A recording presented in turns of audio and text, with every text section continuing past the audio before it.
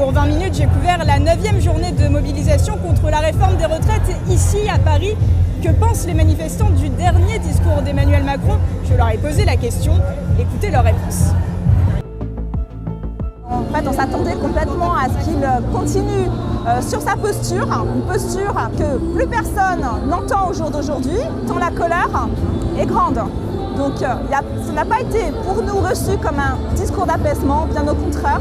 Donc vous en voyez les conséquences aujourd'hui avec une foule massive. Je pense que ça a décuplé en fait la colère. Ceux qui étaient encore dans le doute ont basculé justement dans le mécontentement.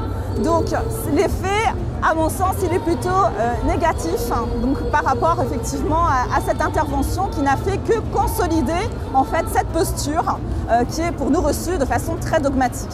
Alors on n'en attendait rien, mais on a été déçus quand même. Clairement, il joue très bien son rôle de tisonnier, comme titre Libération aujourd'hui. Aujourd'hui, il jette de l'huile sur le feu. Il y a une colère qui est immense. Il l'a libéré de manière très nette avec le 49.3 et il ne fait rien, il n'entend rien, il ne lâche rien et ça ne peut pas durer. Il faut qu'il entende le fait que maintenant sa réforme, personne n'en veut, elle n'a pas de majorité à l'Assemblée, elle n'a pas de majorité dans le pays, tout le monde est uni pour lui demander de la retirer.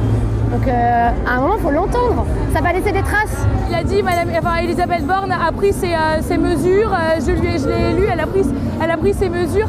Enfin, c'est incroyable de ne pas prendre ses responsabilités en tant que président de la République et de remettre sur sa première ministre quand même. Il lui a mis tout sur le dos. C'est quand même le plus haut fonctionnaire de la France. Et ce déni et cette non prise en compte de la colère des citoyens, il ne prend vraiment pas en compte ce que son peuple pense. Moi je suis enseignante. Dans les salles des profs hier soir et ce matin, c'est une colère qui s'est exprimée très majoritairement. Je pense que cette posture était faite pour que les gens rentrent chez eux et soient résignés. C'est pas du tout ce qui s'est passé, puisque là on a passé le cran supérieur.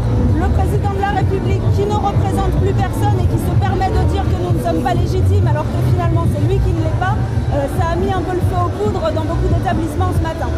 La réforme sera mise en place avant la fin de l'année. Concrètement, là, ça dépend l'état de la mobilisation, parce que l'économie, c'est pas lui qui l'a fait tourner, c'est nous. Alors nous, on bosse dans le nucléaire, là, c'est nous qui faisons fonctionner les centrales. S'il y a une mobilisation très importante, moi, je vois mal tous ceux du Parlement, Macron et puis toute sa bande venir faire fonctionner les centrales à notre place.